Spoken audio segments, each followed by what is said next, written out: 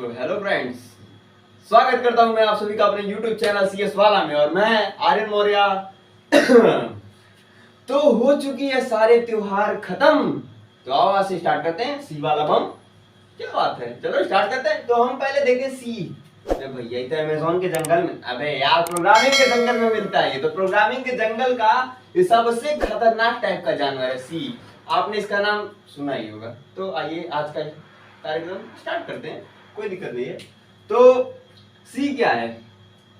C is a high-level language, procedural-oriented programming language developed by Ken Thompson and Dennis Ritchie at AT Laboratory in the year of December 1972 in USA। क्या कुछ नहीं समझ में आया? चलिए मैं बताता हूँ।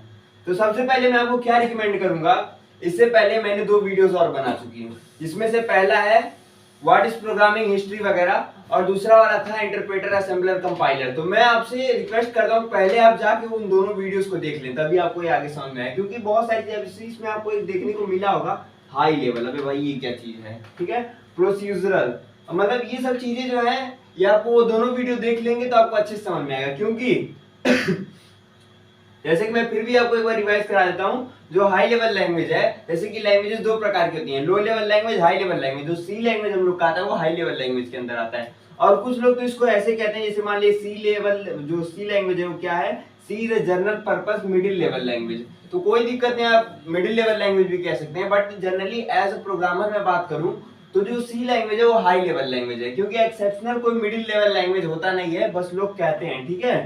तो अब टॉपिक वाइज में बात करूं तो C is general purpose middle level language. दूसरी बात, सी क्या हुआ 1972 में एटी लेबोरेटरी में इसका जन्म हुआ था। दूसरा कौन जन्मदाता था?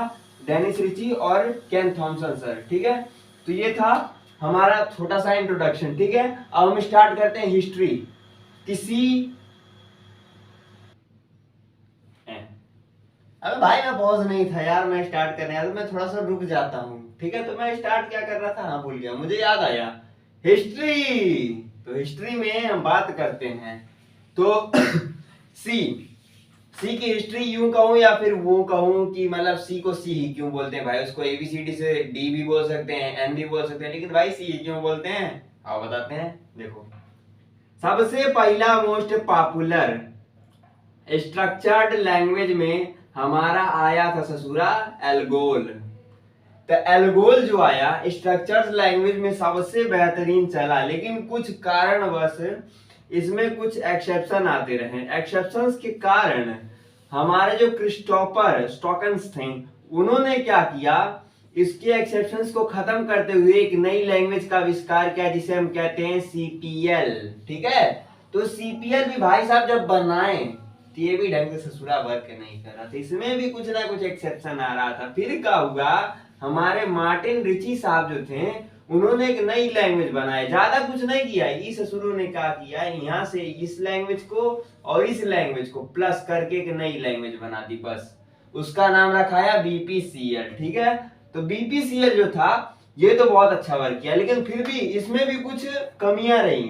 तो उन कमियों को खत्म करने के लिए हमारे जो जाने माने प्रोग्रामर केन थॉमसन, तो केन थॉमसन ने क्या किया, एल्गोल, बीपीसीएल और सीपीएल इन तीनों लैंग्वेज को मर्ज किया, इसमें की सारी कमियों को हटाते हुए नई लैंग्वेज का आविष्कार किया, जिसे हम कहते हैं बी लैंग्वेज। और बी लैंग्वेज के डेवलपर कौन थे? बी लैंग्वेज भी एक लैंग्वेज, पॉपुलर लैंग्वेज है, तो उसके डेवलपर थे केन थॉमसन। इसको कब आविष्कार किया था? दिसंबर 1967 में, ठीक है। तो बी लैंग्वेज केन थॉमसन ने क्यों बनाया था? क्योंकि वो चाहते थे कोई मतलब यूनिक्स टाइप का एक ऑपरेटिंग सिस्टम के साथ वो वर्क कर रहे थे। तो उन्होंने जब उन पे वर्क कर रहे थे तो क्या उसमें भी कुछ कमियां आ रही थी, कुछ काम उनके ढंग से हो नहीं पा रहे थे। तो केन थॉमसन के एक फ्रेंड थे जिनका नाम था डेनिस रिची, ठीक है, ये भी एक अच्छे प्रोग्रामर थे। तो क्या हुआ, इन्होंने आपस में मिलकर, केन थॉमसन और डेनिस रिची मिलकर एक नई लैंग्वेज का आविष्कार किया, जिसे हम कहते हैं सी लैंग्वेज। और ये प्रोग्रामिंग के जंगलों में पाए जाने वाले सारे लैंग्वेजेस में से इनका पापा भी कहा जाता है एक तरीके से, ठीक है। बट फर्स्ट लैंग्वेज नहीं, फर्स्ट लैंग्वेज मैंने आपको पहले ही बताया था, वो असेंबली लैंग्वेज में एडा था। बट एज अ फादर बहुत लोग कहते हैं सी लैंग्वेज सबसे पहली लैंग्वेज है, ठीक है। तो इसका आविष्कार कब हुआ? 1972 में।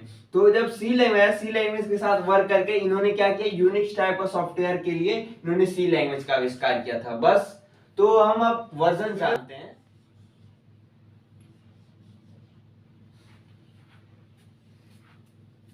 हाँ, तो हिस्ट्री हो गई। तो हम अब जानते हैं वर्जन्स, ठीक है। तो सी के बहुत सारे वर्जन, जिसमें से बहुत से फेमस वर्जन, पहले सी आया था, सी के बाद से फिर क्या हुआ, KNR वर्जन आया 1978 में। फिर उसके बाद ANSIC और ISO सर्टिफाइड क्या है 1989 से, और 1990 के बीच में ये ISO की तरफ से आया था। फिर उसके बाद ये वर्जन आगे बढ़ते बढ़ते C99 है, जिसे 1999 में आया। फिर 2011 में C11 आया। फिर ऐसे करते करते अरे 2018 में C18 आया है। ये मतलब सबसे ज्यादा पॉपुलर यही है सी के वर्जन्स में, बहुत सारे सी के वर्जन्स हैं। तो फिर आगे हम जानते हैं, देखते हैं। और चलिए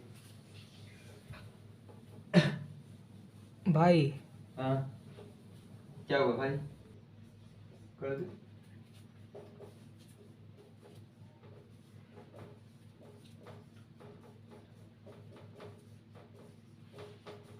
ही हमने बहुत कुछ पढ़ लिया है कि नहीं? हमने इंट्रोडक्शन पढ़ लिया, हिस्ट्री पढ़ लिया, वर्जन पढ़ लिया। भाई थोड़ा सा एडवांटेज डिसएडवांटेज भी पढ़ लेते हैं, क्या दिक्कत है? तो एडवांटेज, जो सी लैंग्वेज है उसका एडवांटेज पहले देखते हैं। तो इसमें एडवांटेज का है कि पहले इसके अंदर ससुरा बहुत सारी लाइब्रेरीज हैं।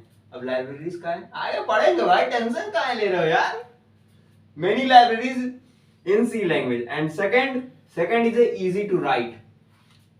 सी लैंग्वेज को लिखना बहुत आसान है, advantage number 2। Advantage number 3, fast execution. इसका एग्जीक्यूशन बहुत फास्ट है, यानी कि ऑल ओवर वर्ल्ड में जितनी भी लैंग्वेजेस में नंबर 1 पे एग्जीक्यूशन की बात करें तो सी लैंग्वेज है, ठीक है। Number 4, portable. C language portable है यार, यूनिक्स हो, विंडो हो, मैक हो, कुछ भी हो पोर्ट कर देगा, कोई दिक्कत नहीं है, ठीक है। अगला, इजी टू डिबग। इसमें डिबगिंग भी बहुत आसान है, कोई दिक्कत की बात ही नहीं है। डिबग की भी बात करें तो सी लैंग्वेज बहुत है डिबगिंग करता है। अगली बात आते हैं, इजी कंपाइलेशन। 2 मिनट लगा, कोड आपने लिखा, खच, कंपाइल, रन, एग्जीक्यूट, काम खत्म। बहुत तेज करता है, बहुत तेज। तो ये हमने जाना इसका एडवांटेज, और भी होते हैं भाई, क्या करोगे यार जान के, इतना जानो। अगला डिसएडवांटेज। डिसएडवांटेज इसमें क्या है ससुरा, नो गार्बेज कलेक्टर। बहुत बुरी बात है यार, गार्बेज कलेक्टर नहीं होता इसमें। गार्बेज कलेक्टर बोले तो जब आप जावा वगैरह पढ़ेंगे, जावा में गार्बेज कलेक्टर होता है, जैसे कि आप कोई भी एक्स्ट्रा स्पेस या मेमोरी, आप जो इंटीजर वेरिएबल आपके काम में नहीं आ रहा, तो गार्बेज कलेक्टर वापस खींच ले जाता है, उसका कोई यूज नहीं होता। इसमें अगला डिसएडवांटेज क्या है, इसमें ससुरा नेम स्पेस भी नहीं होता है, बहुत बुरी बात है। तीसरा, नो कंस्ट्रक्टर डिस्ट्रक्टर। अभी कौन सा जानवर है? अबे भाई C++ पढ़ना, उसमें हम पढ़ाएंगे तुमको। अगला, एक्सेप्शन हैंडलिंग। ई ससुरा, ई भी है इसमें डिसएडवांटेज, सबसे बड़ी दिक्कत है इसकी। अगला देखो, डिसएडवांटेज क्या है, लो लेवल एब्स्ट्रैक्शन। इसमें एब्स्ट्रैक्शन जो होता है बहुत लो लेवल में होता है। तो बस ये सब था एडवांटेज और डिसएडवांटेज। अब भाई कुछ और चीजें जान लेते हैं। तो जानने के लिए पहले मिटाना पड़ेगा, तो आओ मिटाते हैं। खचाक खचाक खचाक। सो फ्रेंड्स, चैनल को सब्सक्राइब करें, लाइक करें और शेयर करें। धन्यवाद मैं कहना चाहता हूं। और क्या कहूंगा भाई, अबे यार सब्सक्राइब करो। सो फ्रेंड्स, आपने वीडियो को देखा, थोड़ा बहुत बदतमीजी चलता है, बकचोदी चलता है, तो थोड़ा सा कर लिया, कोई दिक्कत नहीं। आपको समझ में आया हो तो लाइक करें, शेयर करें, सब्सक्राइब करें। अगली वीडियो में बकचोदी नहीं करेंगे, और ज्यादा करेंगे।